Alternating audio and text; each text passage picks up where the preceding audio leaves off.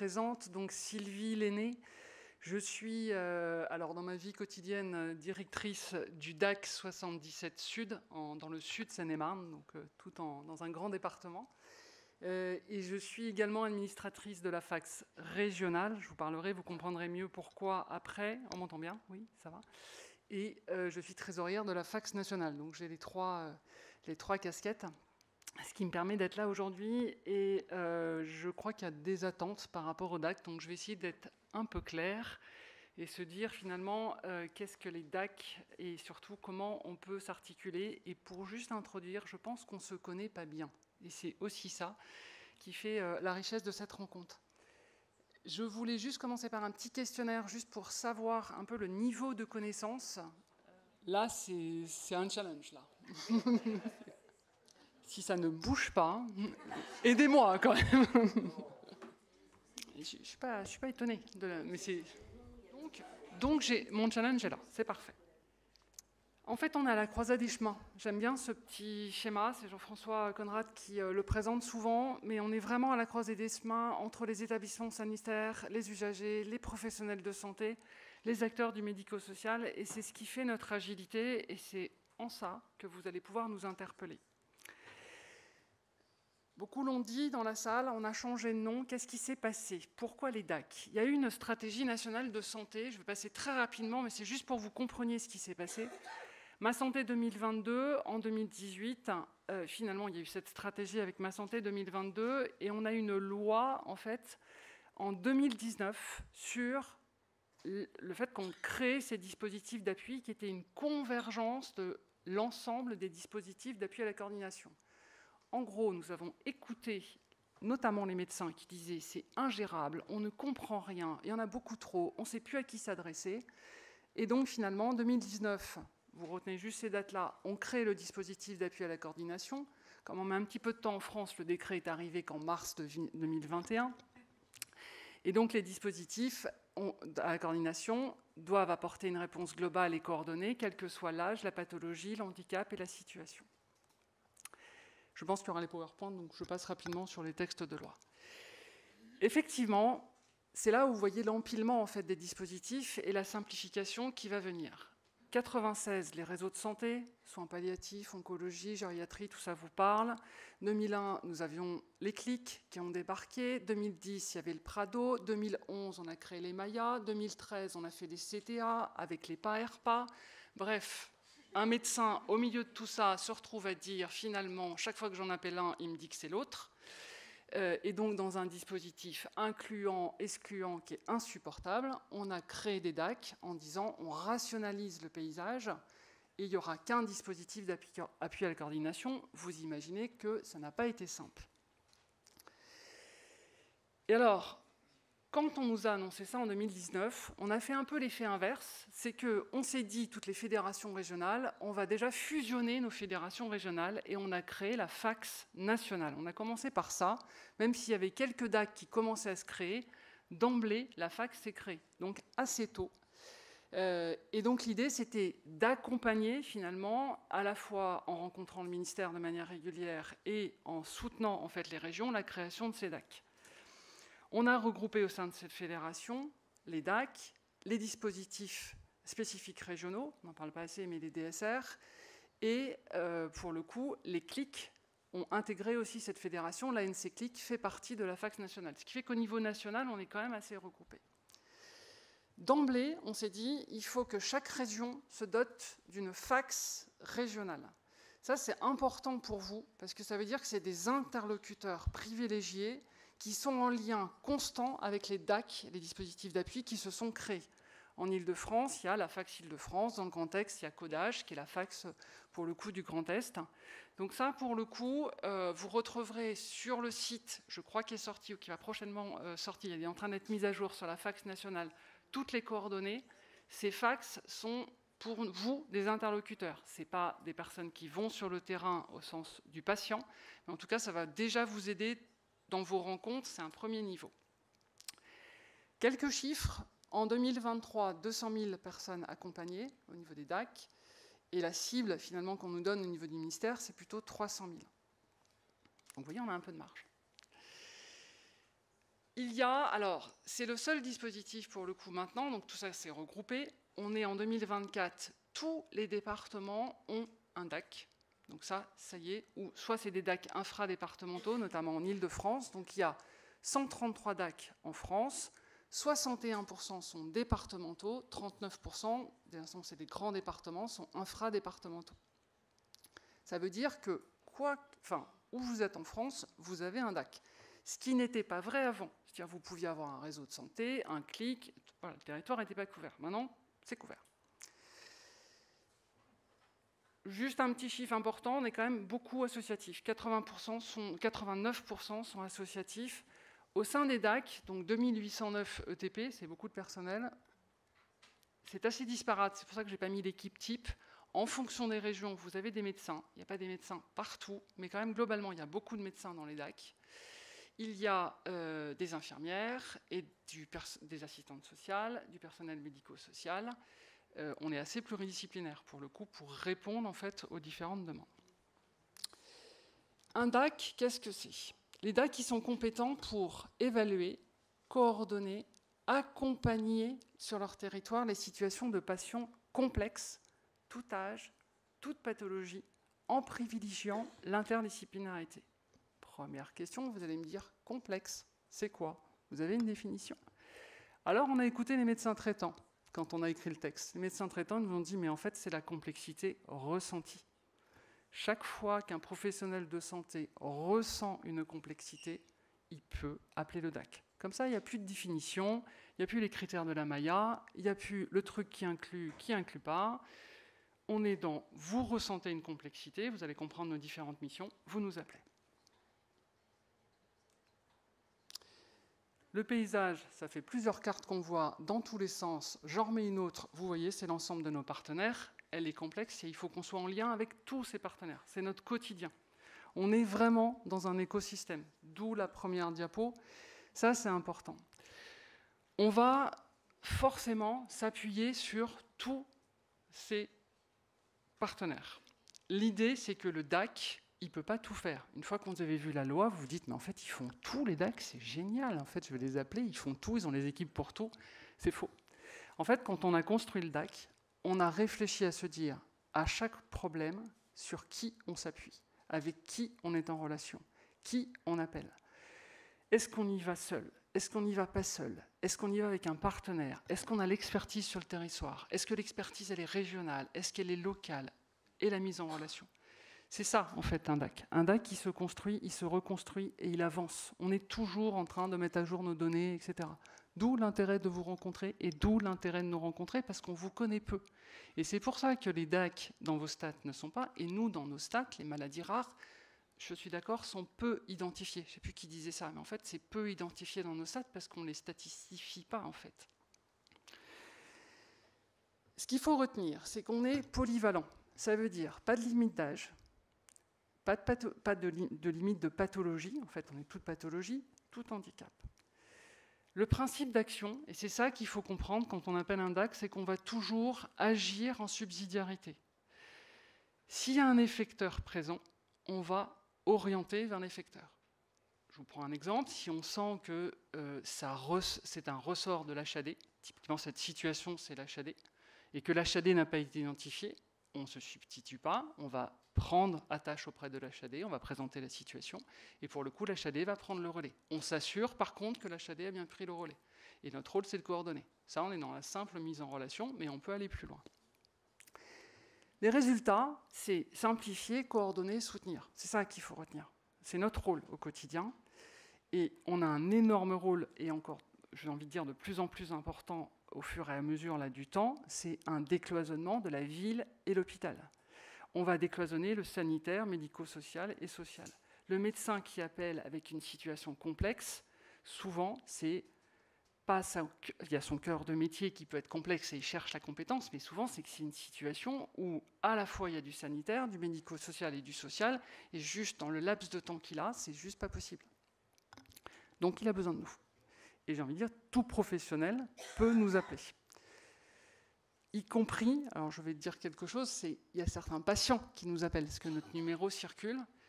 On On prendra aussi en charge ces patients. On ne va pas dire que c'est un service pour en fait, le professionnel de santé. En revanche, on remettra toujours les professionnels de santé dans la boucle. Un patient qui nous appelle, forcément, on réappelle son médecin traitant en lui disant « Nous avons eu votre patient, est-ce que vous vous opposez pas à sa prise en charge par le DAC et est-ce qu'on peut travailler ensemble pour vous aider ?»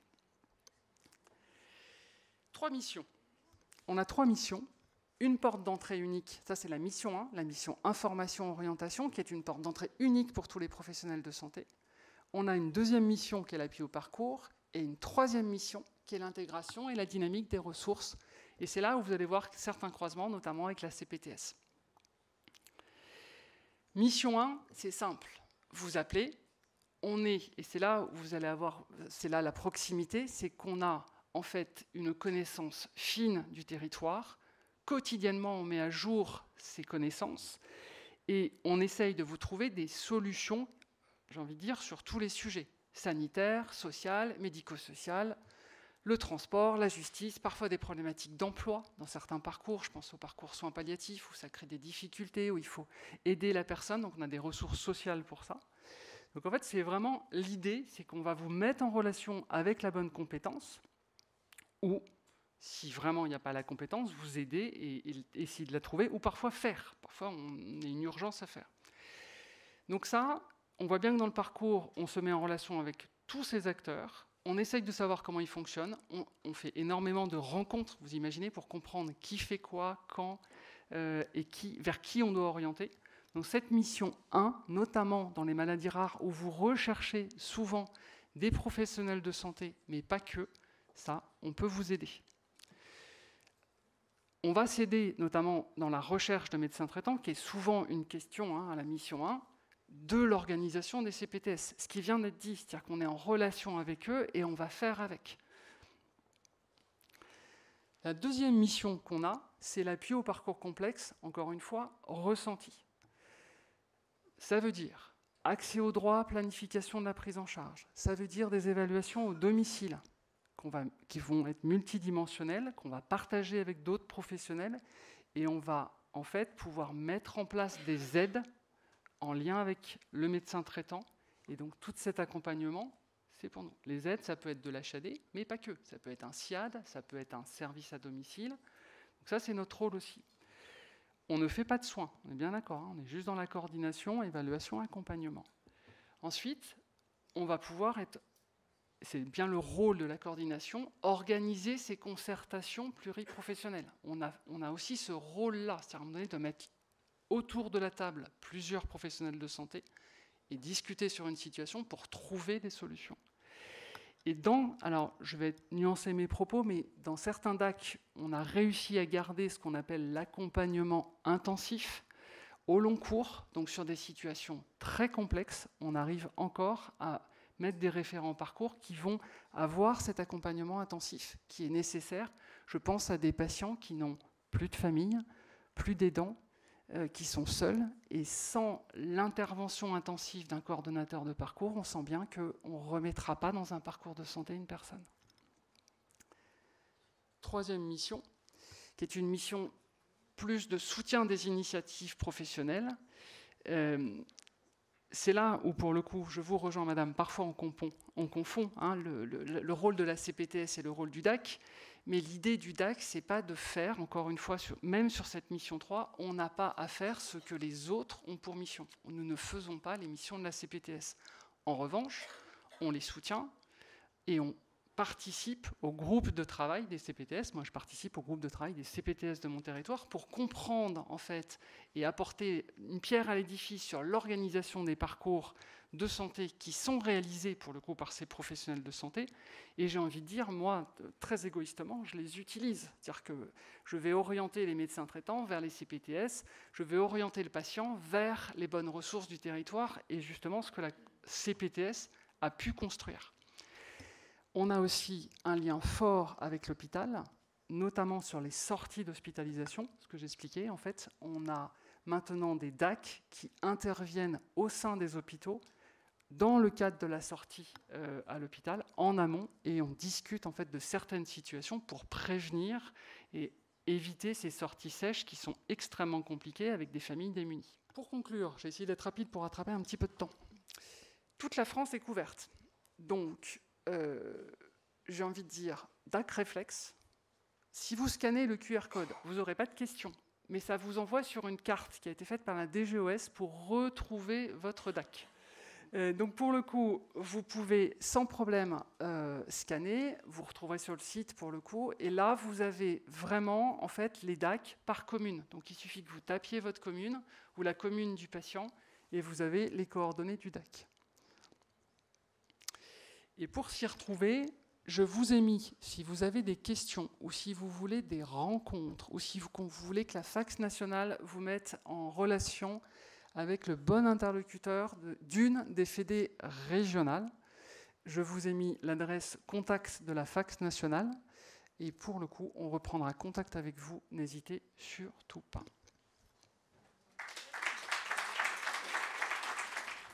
Merci beaucoup. Alors, est-ce qu'il y a des questions? Déjà, moi, j'ai une remarque ou deux. Alors, merci de cette présentation très claire sur vos missions.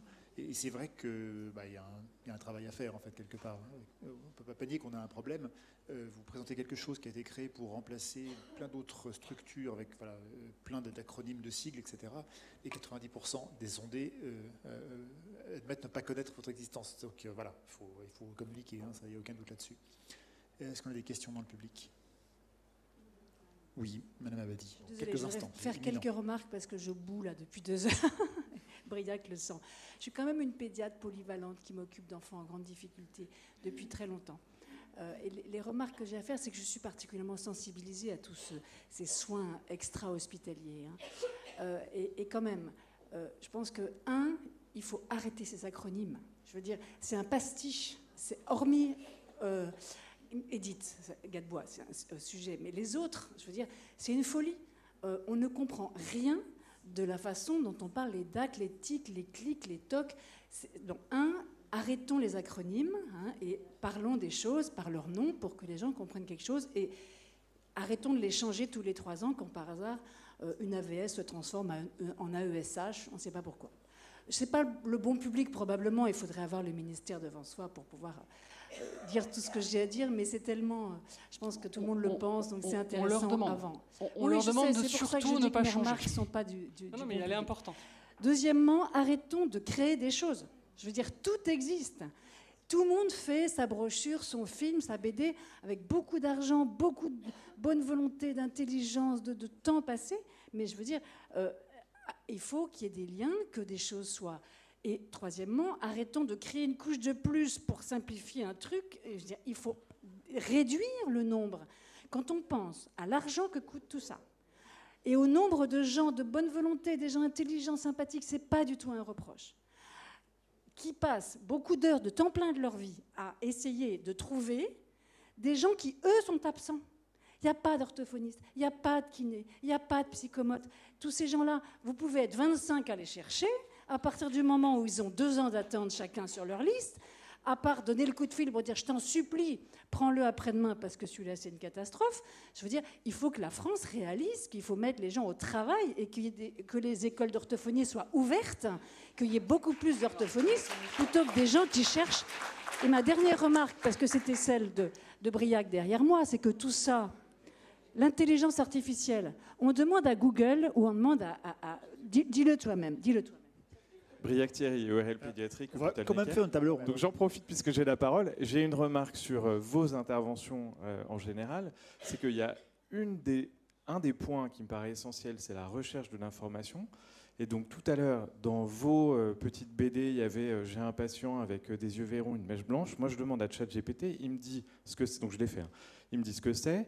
Il me dit quelle est la conduite à tenir, et bientôt il va me dire où l'envoyer. Et donc en fait, il y a un truc qui est hyper important de tout ce que vous avez dit, c'est la recherche de l'info et la coordination des soins. Demain, et c'est déjà un peu vrai aujourd'hui, mais demain, on aura l'intelligence artificielle pour nous aider. C'est une évidence.